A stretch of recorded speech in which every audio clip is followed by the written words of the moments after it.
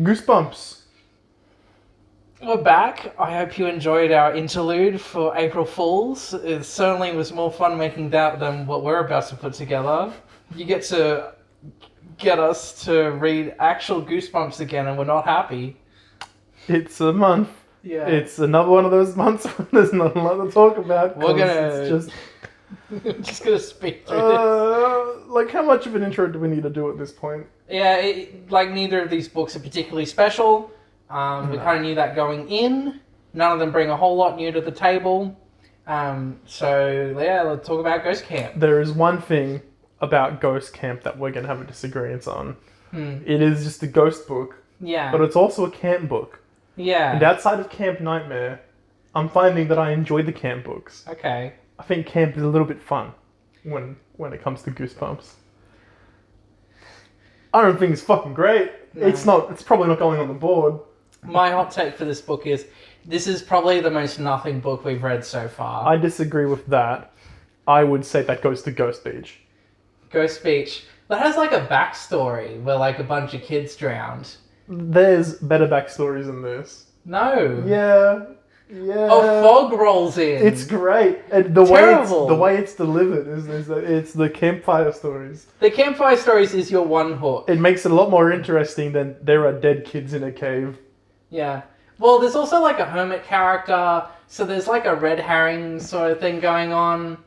And You there's... will not catch me saying a single nice thing about Ghost What Beach. about that ending where they want to eat the dog? No, they don't want to eat the dog. They want to eat the kids, and they're Well, like in the the damn dog. Well, in the TV adaptation, they We're want to not eat the talking about dog. the TV adaptation. No, Get out of no. here. Well, I just was like, there is no conflict to this book.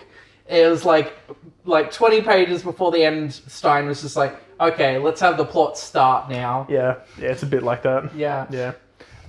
So I guess I'll deliver the story. Yeah. It will not take us very long. Let's sit around the campfire, let's listen to an old story for Jared. So there's two kids, two brothers, in a van. I'm not doing the Rick and Morty Please joke. don't. Harry and Alex. And I remember their names and I didn't just read it off the back of the book. And they go on a camp and they're arriving to camp later than most kids would. They're either a week later or it's like there's only a week left of camp or like of some vacation or whatever. And they're on the bus and they go on to camp and they get off the bus. One of the kids, I think Alex, is like, man, why didn't I go to music camp? My parents suck, bro. And instead they're going to camp. And they get to the camp. Do you remember what it's called? No. Was It's it right Camp there. Moon? Camp Spirit Moon. And do you remember the camp's name from Camp Nightmare? No. Camp Night Moon. Steins a lazy writer. Yeah. So they get to the camp. I don't know. Nothing happens. You meet, is it one of the camp counselors? Uncle Marv. Uncle Marv is like the guy in charge of the camp, and he's like a silly, goofy man. And there's all the other kids there. And they just, it's like you know immediately that they're ghosts. Because it's like, it's the book's called Ghost Camp, so you fucking know they're going to be ghosts. But like, what makes this one a little bit fun, it's not really all that fun. Because again, it's like, we fucking know they're ghosts, just start acting like they're ghosts, is they start pulling pranks on the main two kids. Where it's like, obviously they don't want the main kids to know that they are ghosts, that they're surrounded by dead people. But like, they're having fun, like scaring them. Like, they'll just like levitate a little bit. And they'll be like, whoa, whoa, and they'll do a double take. What the fuck was that? And then the kids are totally fine. And Uncle Marv's like, oh, be careful kids, they're pulling pranks now. And they're like, oh, just a joke, sir. It's just dumb shit like that for most of the book. Literally nothing happens. Skip ahead to Campfire Night. And it's like... I think that's the first night anyway. Yeah, but I'm skipping like 5 chapters of cliffhangers of, oh, and then the kid made a googly face and he kind of looked scary. It has that Camp Nightmare issue of there's just too many characters. I don't remember anyone's names. Yeah, no, I remember that Alex makes friends with a kid called Elvis. That is important. And I can't remember the girl's name. I want to say June for some reason. It's not on the back of the book. This sucks. Yeah. Yeah, there's a girl. We'll say it's June. It'll be in my notes. And then we'll be like, oh my god, that's not what her name was at all. But, so Alex makes friends with Elvis, and they're like silly goofy. And Harry makes friends with the girl. And the girl is kind of like chill, but she's like really sad as well. They're fucking roasting fucking s'mores on the fire. And then, oh no. They're making like hot dogs or something, and like the hot dog falls off of Harry's stick. He's like, no, my hot dog's gonna get burned. And then Girl McLady goes, oh, I'll get that for you, and reaches her hand into the fire and pulls it out and gives it back to him. And she doesn't react to the heat of the fire at all. And Harry's like, what the hell? I must have been seeing things. There's no way that happened. Must have been my Must imagination. have been my imagination. Something in the wind. Anyway, Tony listen. So I think at that point he notices that the girl after that disappears somewhere, like off into the woods. So Harry goes to try and talk to her, and she's like, "You have to get out of here, whoa!" And then Uncle Mom's like, "Oh, kids, come back here, get out of the woods. It's campfire time." They go to the campfire, and it's all like, "Whoa, whoa, whoa!" Everybody's really interested in what these stories are. Uncle Marv tells 2 stories. First story is about a group of explorers that are out in the deep dark woods one night. And they keep going, and everybody's like, oh, we need to stop, we need to rest, we need to set up camp for the night, and the leader's like, no, just a bit further. They eventually get to this massive clearing, and he goes, alright, now's the time, finally. And they set up camp. And they realize they've set up camp on top of a giant, and then the giant wakes up, goes, shouldn't have fucking done that, opens his mouth and eats them. That's the first story. People are like, well, Harry's like, it's an alright story, but there's no way it happened. Second story is about a camp. And one night, this ghostly kind of like fog swept through the camp. And when the fog left, everybody realized that they had died and that they are now ghosts. I don't know if they say they died. I think they just say they're ghosts now. Yeah, well, because you can't say we died in Goosebumps. No, you can't. You can't have... Most of these books are ghost books. We can't say the kids died. Yeah, no. There's literal dead children, but we can't... They're not dead kids, they're ghosts, okay? Yeah. It's like the barking ghost again. They're not dogs, they're not ghosts. It's fucking weird. Yeah. But yeah, and then the fog came through and now they're all ghosts. Yeah. Uncle Marv says, great stories everybody, go to bed, go to your fucking camp rooms. So they go there, and Harry and Alex notice there's all this like weird blue goop on the floor. They're like, huh, that's really weird, wonder what the fuck that is. Anyway, let's try to go to bed. More of the book happens. Should you mention Elvis is singing? Oh yeah, Elvis sings really fucking bad, doesn't he? And Alex sings really good. Yeah, that's right, because he wanted to go to music camp instead of ghost camp. Isn't it funny Elvis can't sing? That's really funny. Yeah. Definitely won't be important later. Anyway, the rest of the book happens. Fucked if I remember what happened in it. Nothing. There is no plot. Yeah, nothing. I've kind of convinced myself around to your side while trying to describe this story. It's like nothing happens. Eventually, Harry and Alex go, these people are probably fucking ghosts. We need to get out of here. Gotta find Mum and Dad. So they run. They run away from the camp. Eventually, fucking Harry is stopped by Girl McLady, only female character in the story, and she's like, yeah, we're ghosts, and I'm really sorry, you need to get out of here. I need to get out of here. Would it be okay with you if you let me possess you so that I can get out of here? Harry goes, what the no? How about no? And she goes, well, the only way that I can leave is if I possess somebody with a physical body. And he says, that fucking sucks, I'm sorry, but no. And she goes, well, that sucks, I'm sorry, but I'm doing it, and fuck you. Oh, you know what? I remember Alex says that Elvis told him that they're ghosts as well. Yeah, that's right. So this is when Harry knows for a fact this happened. So then he runs away. He can feel her trying to possess him, and then he's like, no! Oh, and then he runs away, meets up with Alex again. Alex, they're all ghosts! Yeah, I know. The fuck do you mean you know? Elvis told me. What the fuck? So they're running. Uncle Marv's leading all the other campers to follow them. They're running. They're going through the woods. They get to a giant clearing, and they're standing on a giant. I can't remember what the giant does. I think I know the giant does come into play. What I remember the resolution being is that the girl tries to possess Harry, but like all the other ghosts want to possess Harry as well, so they get into a fight about it. Yeah, and does that let them run away?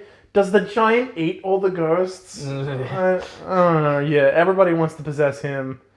Like, wasn't the thing that they were like, the campfire stories were making these things come to life? No, I think they were just campfire stories. I don't know. There's a giant in the woods, and everybody was trying to possess Harry, and it didn't go anywhere.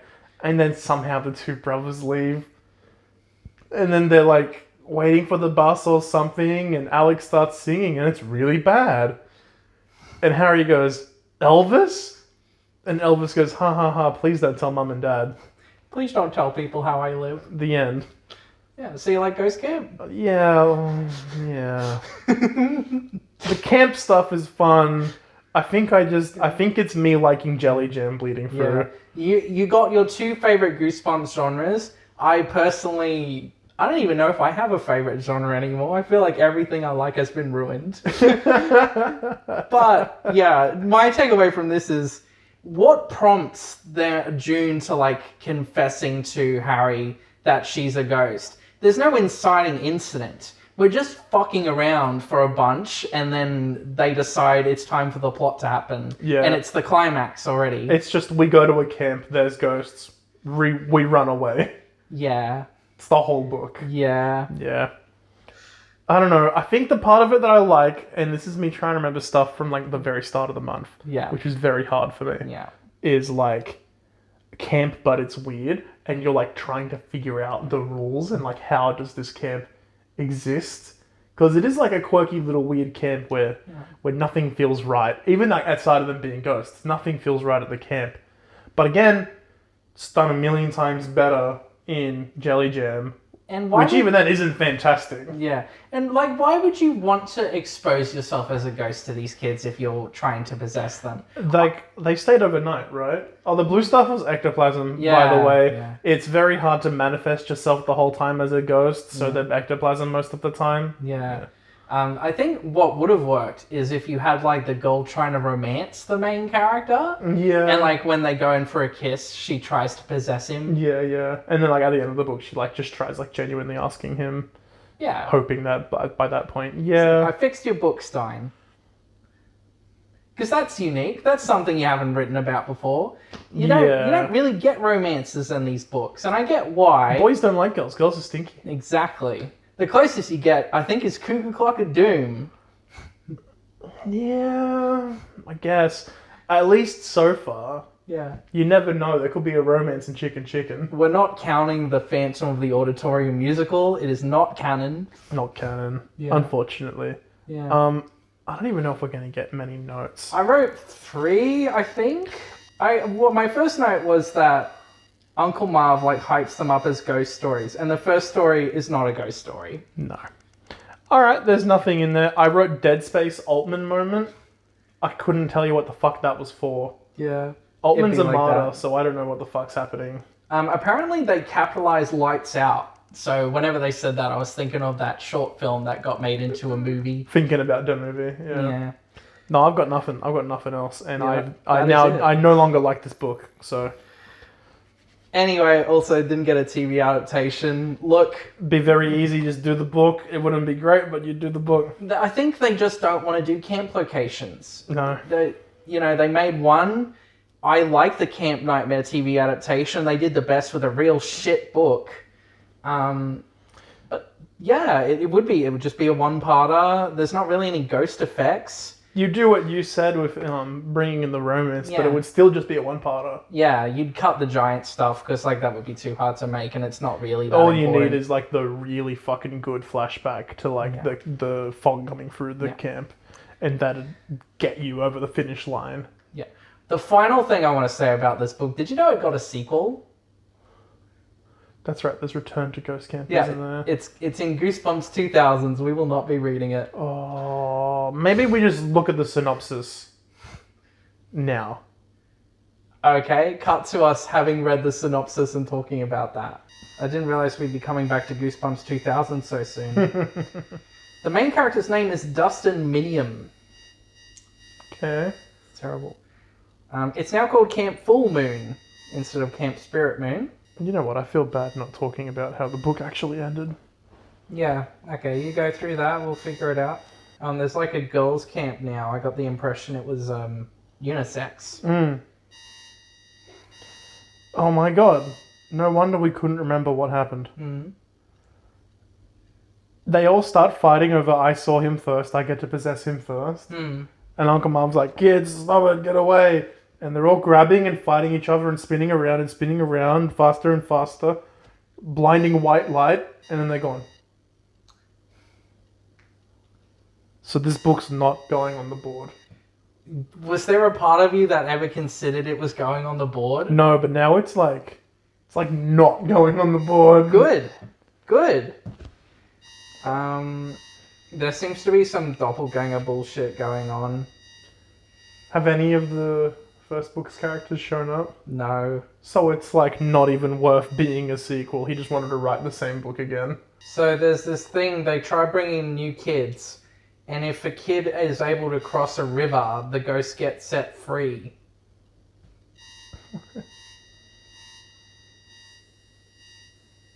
So I think it's like an Among Us situation where there's like a shape-shifting ghost that is like a fox. Yeah, right. Yep. That's great. So anyway, that's Ghost Camp. Yeah, and Ghost Camp, not very good, but we'll be talking about what I think anyway is a slightly better book soon. They both suck. Yeah.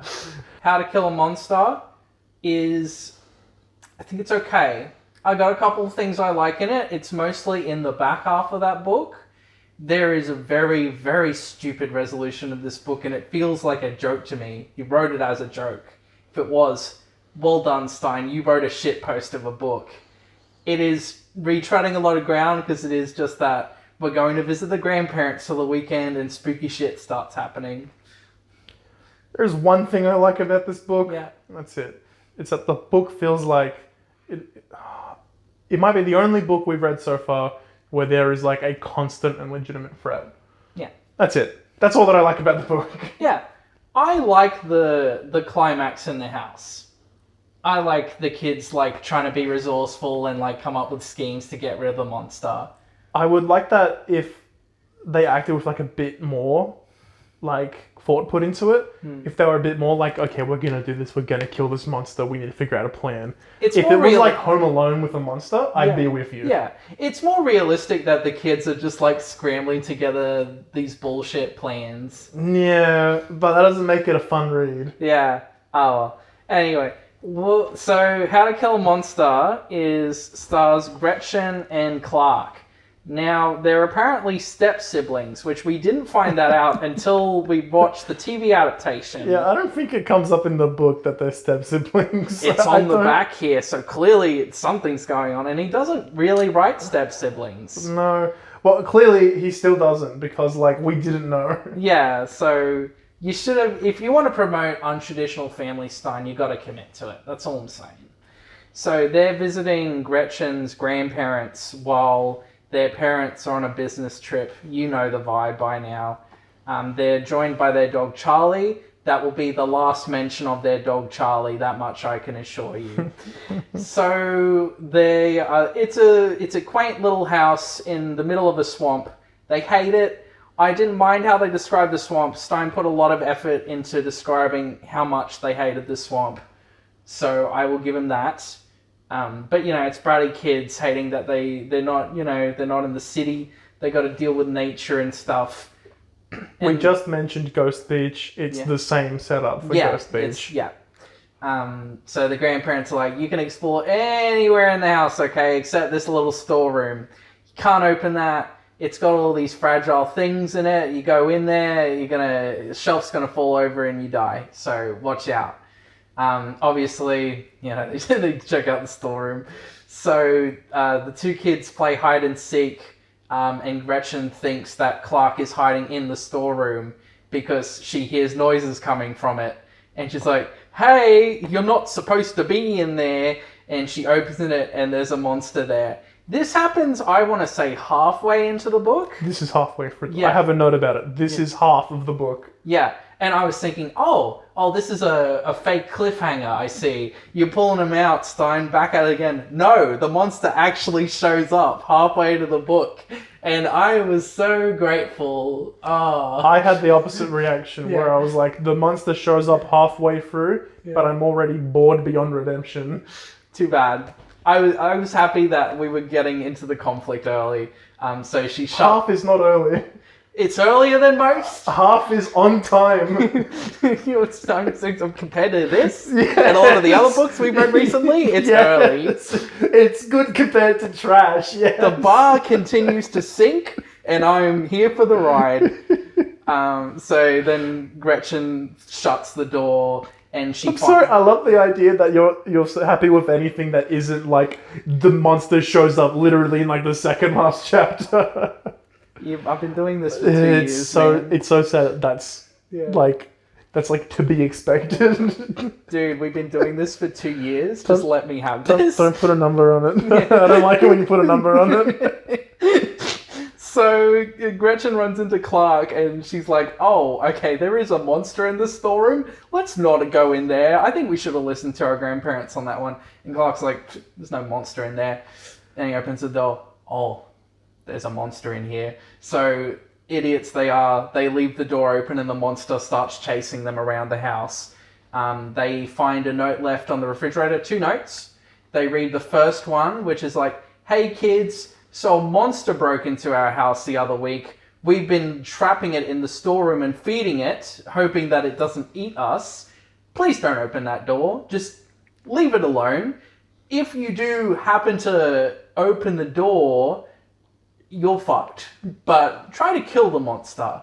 We don't, good luck. And it's like, okay, well maybe there's a way to kill the monster in the second note. Read the second note.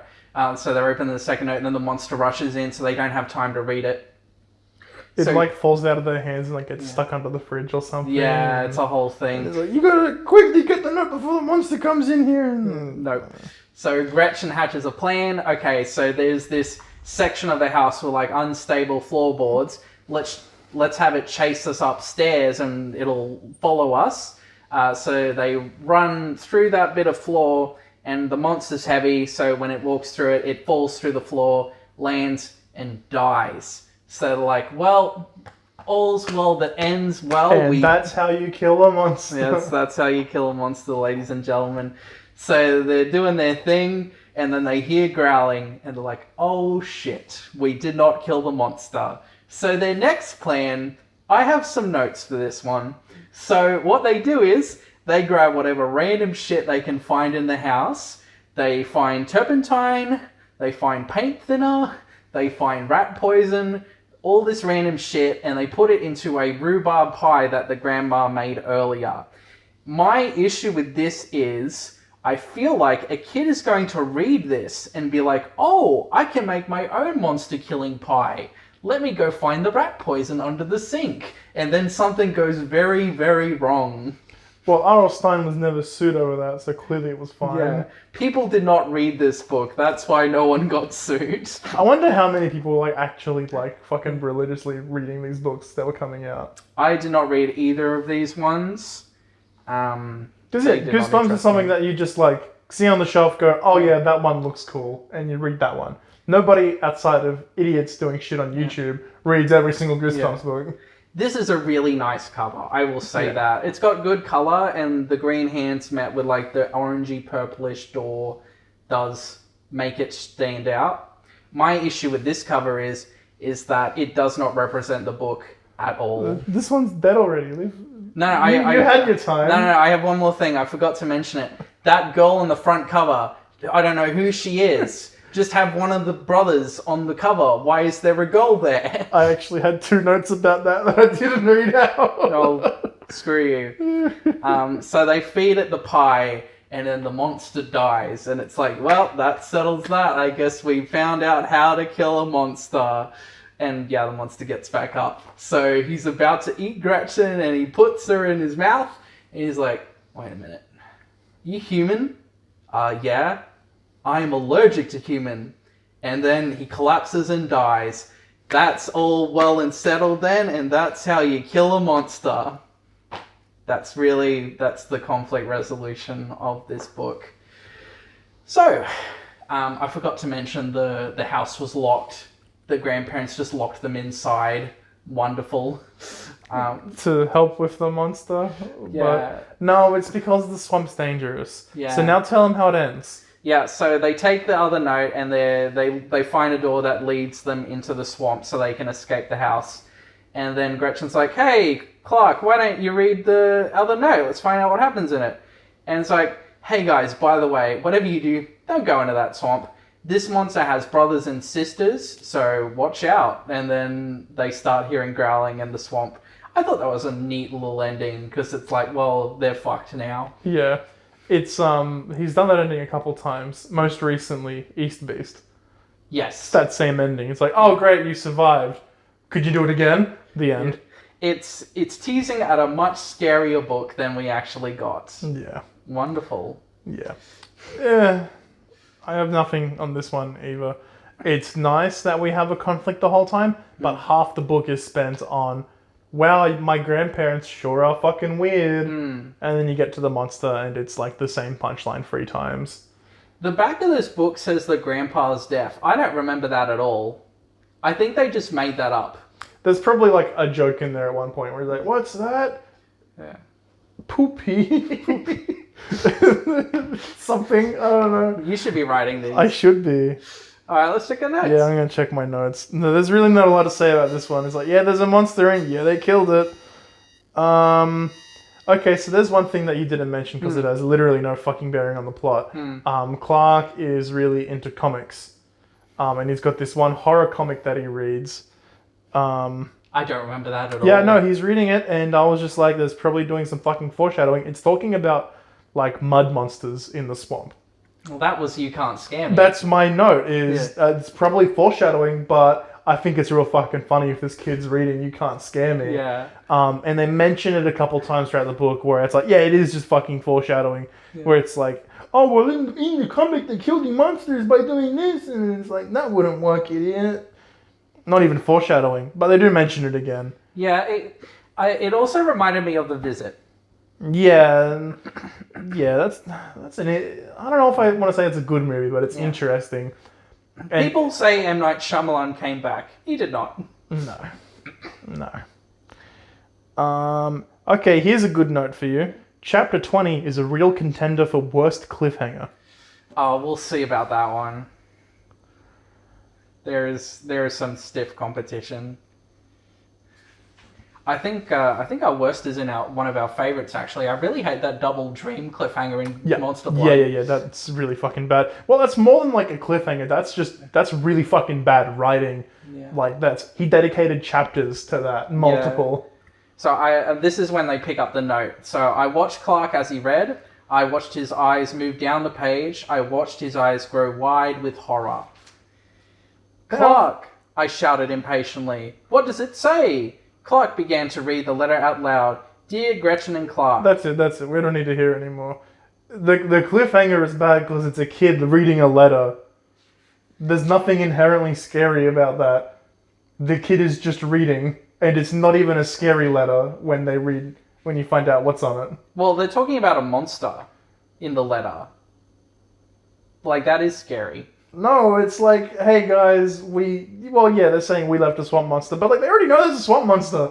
Yeah, look, I don't know if I agree with it being the worst cliffhanger ending. It's a contender, because it's like, normally a cliffhanger, R.L. Stein will be like, little did I know that this summer was going to be the summer I fucking died.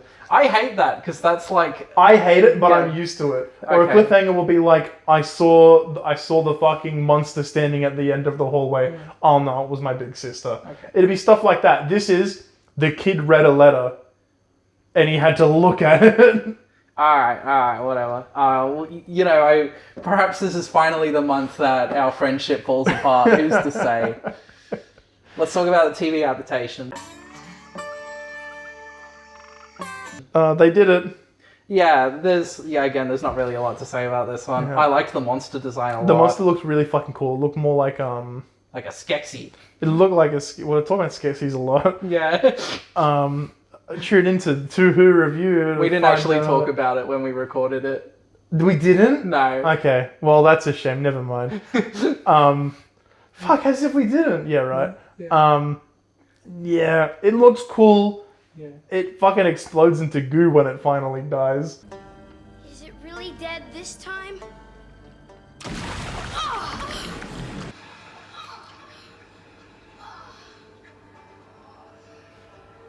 You alright? Yeah, that was funny. Yeah, it came out of nowhere. It did came. Yeah, a little bit. Did of you know body that you humor empty for your us. balls when you die? Possibly. Yeah, I don't know what else there is to say about it. They completely cut out the parents.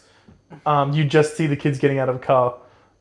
Clark has allergies at the start of the episode, which sets up the monster dying of allergies, which I think is wrong because the joke is it comes out of fucking nowhere and undermines the whole book. Yeah. And that's why it's okay, because the whole thing leads up to a terrible joke. Yeah. There is like there's a couple of small things. The dog's not in here because, like, of course, why would you put a dog in here when it does nothing? Yeah, literally. You mentioned the dog at the start of your fucking... Yeah. And then never again. Yeah, So. and I gave them a heads up, so you Yeah. can't be disappointed in me. The grandparents keep calling Clark Craig. That doesn't go anywhere. It's funny. Instead of rhubarb pies, the grandma is making gumbo. That's right. They changed like the whole house and like the grandma's thing to be, I make gumbo now. Yeah. And the grandpa's a little eccentric. I was ready to like get really into his performance, but you don't see a lot of him, and he's like a hunter. So the whole thing is that he hunted the monster and he put it down on the table to like strip it of its meat, I guess. But it turned out it wasn't dead. Well, monster's not allergic to bullets. Yeah, So, that's the thing, isn't it? yeah. Yeah, they did it. Yeah. They did How to Kill a Monster, and they did it right. Yeah. So, There's no bad effects. They cut out a lot, but they recreated a lot of the key plot points in a way. They didn't throw rat poison into the gumbo. They just made it super spicy, which honestly I kind of prefer that. yeah. Oh no, a kid's gonna make something really hot and then maybe cry a little bit rather than killing someone. Yeah, I really don't have anything else to say about Kill Monster. It was a book that we read and it was a TV show that we watched. Alright, I did not bother setting up the board this month, so let's get out the bin.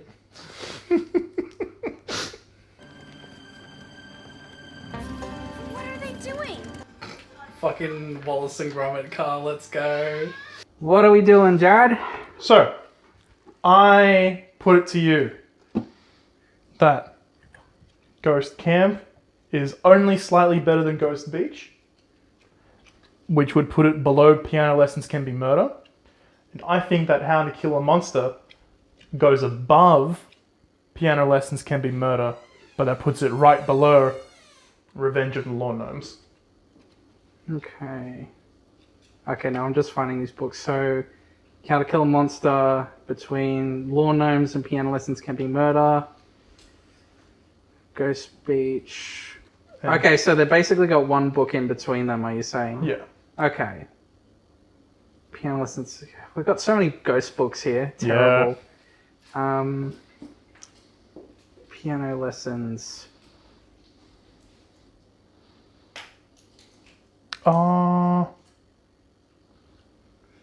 Do I think... I've just noticed that right below Ghost Beach is Curse of the Mummy's Tomb. Yeah. I don't think Ghost Camp can go above Mummy's Tomb. Were we high when we were ranking Ghost Beach? Yeah, must have been. Yeah, we'll work it all out. That's something to be sorted out later. But yeah, things happen in Mummy's Tomb. Scarecrow Walks at Midnight, I feel like, is better than Ghost Camp. Yeah. Because I like the weird uncle with the book. You know angle. what? I'd even be willing to say that Why I'm Afraid of Bees is better than Ghost Camp. I've been, like, going kind of crazy over Beast. I've been thinking about that book a lot lately. Alright. It's better than Egg Monsters. It's for better sure. than Egg Yeah, Monsters. okay, we'll put it above Egg Monsters, and we're going to work out Ghost Beach when we get to the end of the series. Yeah, I'm just gonna put you in my list here. Ghost Camp. Okay. So, we'll just double check. Revenge of the Lawn Gnomes versus Kill Monster. I feel like Kill Monster started its plot quicker than Lawn Gnomes did.